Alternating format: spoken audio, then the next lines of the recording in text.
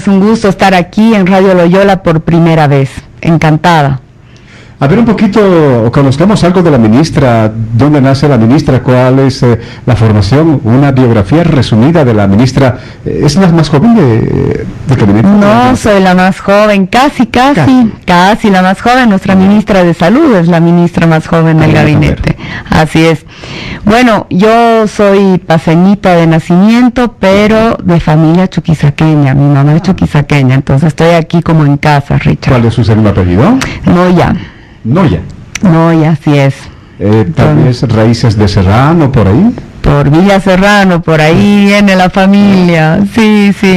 Entonces yo me siento aquí muy a gusto, aquí he pasado muchas vacaciones de mi niñez visitando a mis primos, a mi abuelita, a mi tía.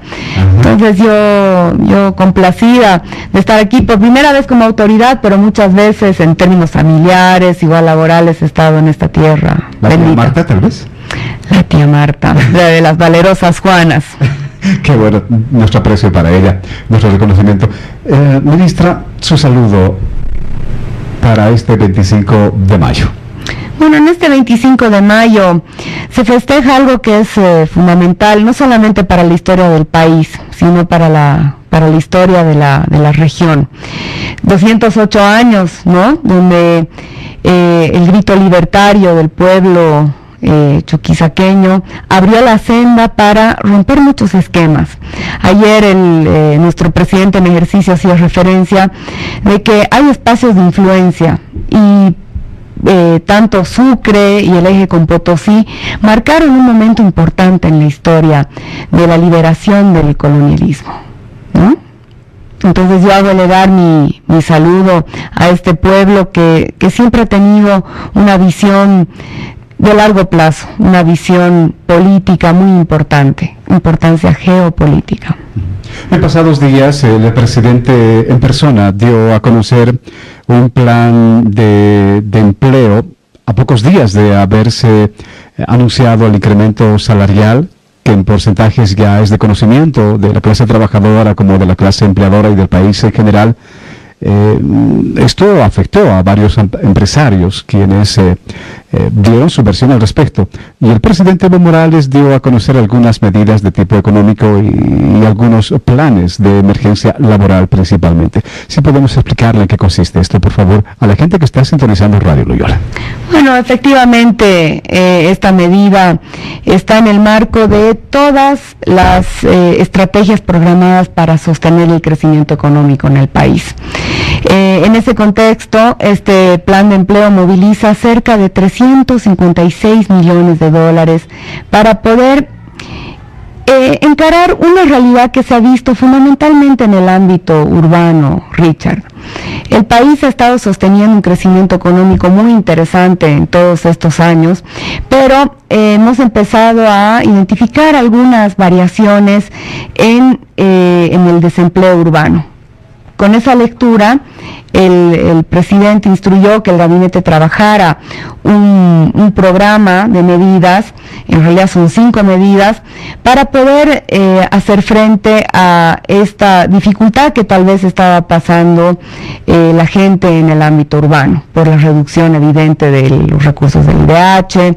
Hay muchos profesionales que prestaban servicios a las gobernaciones, a los municipios, que han visto que ya no podían mantenerse en sus puestos laborales por más tiempo, entonces se han visto desvinculados laboralmente. Entonces, en ese entendido, se ha conformado el plan. Reitero, son 5 medidas, 346 millones. La medida más importante y la medida que se va a trabajar con el sector privado. Allí estamos definiendo un sistema de incentivos para alentar la incorporación de trabajadores en las diferentes empresas. Ahí el Estado, a través de un programa donde se han asignado 57 millones de dólares, va en una primera instancia a cubrir todo lo que son los costos sociales del trabajador.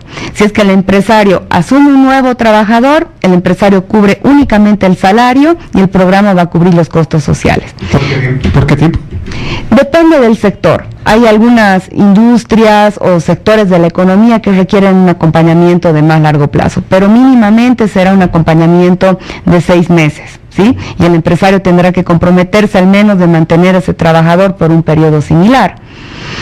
En una segunda modalidad, el Estado puede llegar a pagar el 30% del salario del trabajador, además de los costos sociales.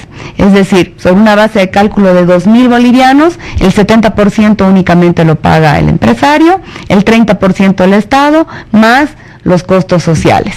Esa es una estrategia igual mucho más agresiva para poder animar al sector privado a incorporar nuevos trabajadores. Y una tercera modalidad, y esta está dirigida para los jóvenes profesionales que ya tienen una formación académica, una formación técnica y que ya pueden acceder a niveles salariales de 4.000 bolivianos. En ese esquema, la empresa que asuma a un trabajador por 4.000 bolivianos igual se favorecerá con los costos sociales que serán pagados por el programa. Entonces yo diría, Richard, esa es una de las propuestas más interesantes porque sí logra una permanencia de la gente en la empresa, porque una vez que ya están ahí, ya adquieren el conocimiento del negocio, entonces las probabilidades de que permanezcan en la empresa son mayores. Por otra parte, también dentro del plan de empleo se ha previsto un fondo de capital semilla. Eso está orientado para la gente que no quiere tener una dependencia laboral, ¿no? Que no quiere tener un empleador, sino que quiere tener una propia iniciativa. Este fondo, a diferencia de los recursos que existen ahorita en el mercado financiero para proyectos productivos, no requiere experiencia. Entonces, un joven profesional que, por ejemplo, quiere desempeñarse como odontólogo, como quiropráctico, va a poder acceder a recursos para poder montar su consultorio, y eso a su vez tendrá un efecto multiplicador en la economía. También eso servirá para emprendedores, gente que tiene una idea de negocio y que necesita, qué sé yo, sus primeros 5.000, 10.000 dólares para poder materializar su idea. Entonces ahí yo creo que también tenemos un horizonte más de mediano y largo plazo. Ahora, ¿qué es importante y particularmente para la ciudad de Sucre? En el plan de empleo está prevista una intervención mucho más rápida. Es así, para tratar de encarar un poco la desaceleración en el mercado laboral. Son 5 millones de dólares que se van a disponer para temas de infraestructura urbana, es decir, en los setados de calles, mejoramiento de vías, y todo eso va a movilizar no solamente a la gente que va a prestar la mano de obra, sino que va a movilizar a las microempresas que fabrican las losas, la señora que lleva la comida, los transportistas. Eso tiene un efecto multiplicador en la economía también. Son 5 millones que se van a disponer, se van a operar a través del FPS. El FPS, en coordinación con las juntas vecinales y el municipio, van a empezar a diseñar cuáles son las intervenciones, van a empezar a priorizar los barrios, y las primeras personas que serán consideradas para trabajar son los vecinos del barrio donde se intervenga, ¿sí? Esa es una información que puede ser de importancia ahora para todos los que nos están escuchando en Radio Loyola. Ya en unos pocos días el FPS vendrá a hacer ese diseño y ya conoceremos las zonas donde se va a implementar el plan. Con la ministra de Planificación del Desarrollo de nuestro país, Mariana Prado Noya. En el caso concreto de departamentos como Tarija, Potosí y particularmente Chuquisaca, ¿qué se ha previsto? ¿Cuál es el monto asignado para poner en marcha este plan? Ya sea en sus diferentes modalidades que usted ya ha explicado, tanto para obreros como también para profesionales. ¿Qué va a pasar con Chuquisaca? Bueno, en el caso concreto de Chuquisaca, para el sistema de incentivos, todo está a partir del cálculo que hagamos con las empresas solicitantes, ¿no? Ya hemos iniciado las reuniones con las cámaras nacionales que congregan a todos los empresarios, y ya pronto vendremos a hacer esas reuniones con las cámaras departamentales, porque tenemos que ver cuál es la demanda laboral, ¿sí? Ahora, en Chuquisaca va a haber una asignación muy importante que también está programada en el plan de empleo a través del Fondo de Desarrollo Indígena. El Fondo de Desarrollo Indígena tiene un monto total de 200 millones de dólares que luego van a ser distribuidos a cada uno de los municipios. Entonces, de los 29 municipios que hay en Chuquisaca, todos van a recibir un monto del Fondo de Desarrollo Indígena en función a la cantidad de concejales que tengan. Esta asignación se hará únicamente para proyectos productivos. Entonces serán proyectos productivos que tendrán un impacto al momento de ejecutarse, desde luego en términos de empleo, pero que luego van a tener una sostenibilidad en el tiempo. Por tanto, ahí el monto asignado a Chuquisaca aproximadamente será de unos 40 millones de dólares vía Fondo de Desarrollo Indígena. Esa es otra de las medidas dentro del plan.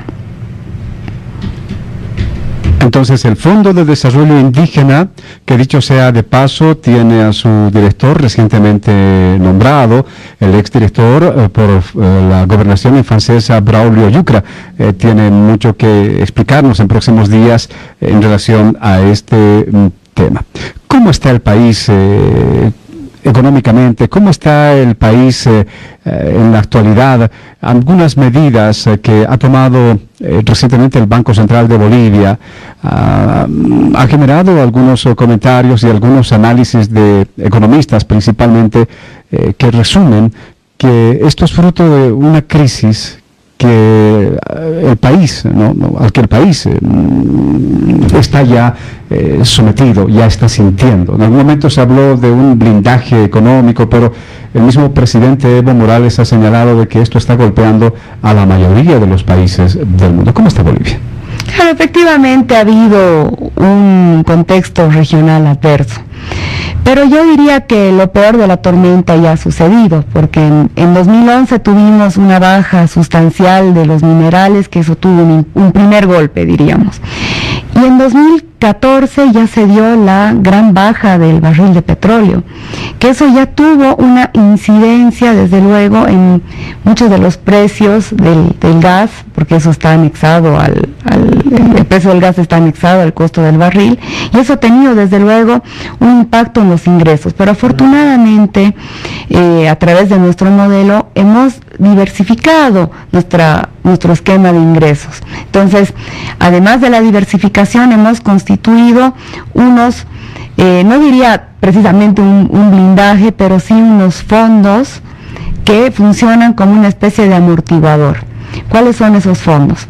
Nuestras reservas, por una parte, luego nuestros fondos que están depositados en cuentas en el exterior, luego se encuentra el FINPRO, el Fondo de Inversión Productiva, y también todo el dinero que aporta la banca privada para poder enfrentar enfrentar una quiebra probablemente de un banco, o para cubrir todos los depósitos que hace el público. Entonces tenemos cerca de 13.000 millones de dólares de colchón para enfrentar cualquier tipo de embate o turbulencia externa. ¿Esas son las reservas? Son las reservas más estos fondos, ¿no? Que al momento suman cerca de 13.000 millones de dólares. Entonces eso nos ha permitido ir inyectando a la economía recursos cuando pueden haber este tipo de bajones. Esa es nuestra forma de encarar los embates de la desaceleración regional. Ahora, las medidas del Banco Central.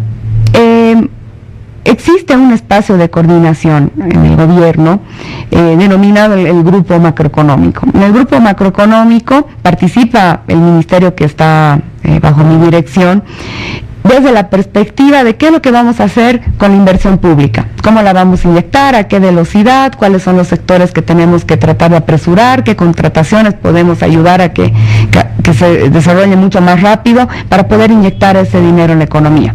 Por otra parte, participa el Banco Central para poder acordar cuáles son las políticas monetarias. Y el Ministerio de Economía y Finanzas Públicas encara todo lo relacionado a la política fiscal y desde luego la política tributaria. Ese es el espacio donde se coordinan todas estas medidas para poder encarar diferentes sucesos en la economía regional y mundial. La última decisión del Banco Central, por ejemplo, está orientada a fomentar la liquidez en la economía. Ese es el sentido de las medidas de política monetaria que se han implementado en las últimas semanas. No hay ninguna decisión que esté por fuera de lo programado en el plan fiscal monetario, entonces no diríamos que que estamos en una situación de crisis, sino que estamos tomando las medidas necesarias para garantizar un 4.7% de crecimiento, que es lo previsto por nuestro presupuesto del año, Richard. Reiteramos, por favor, esa expectativa de crecimiento para que la gente que no escuche bien, remarcamos ese porcentaje. Nuestra expectativa de crecimiento es del 4,7%. Ahora, con diferentes metodologías han venido a hacer algunas mediciones la gente de CEPAL, la gente del Fondo Monetario Internacional, y también nos han dado un crecimiento por encima del 4%. Yo diría 4,3%, considera la mayoría, de 4,2%. 4,3%, ¿no? Pero, por ejemplo, la cifra de CEPAL es 4%, ¿sí? Entonces vamos a estar moviéndonos tal vez en ese... ¿no? En ese espectro, pero eso para toda la gente, los opinadores, como les llama el ministro Arce, no lo estamos diciendo nosotros, nuestros cálculos no son únicamente nuestras especulaciones, sino existen otros organismos validados que han venido a ver nuestras cuentas y nos han dado una proyección interesante, y es probable que por cuarto año consecutivo seamos la economía que tiene mayor crecimiento en la región. ¿Habría un segundo aguinaldo? Bueno, si es que superamos el 4,5, esas son las reglas. La idea es poder crecer lo más que podamos, y en ese orden los trabajadores, la base social será recompensada. Pero si no superamos ese 4,5, desde luego que no hay segundo aguinaldo. Y ya está.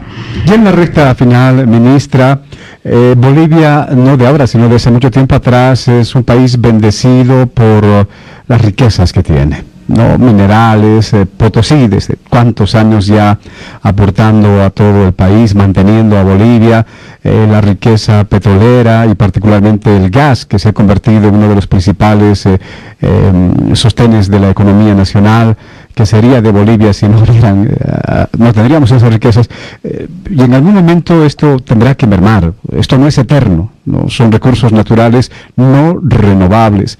Estamos listos. ¿Qué se está haciendo para explotar sectores no tradicionales? ¿Qué se está haciendo al respecto?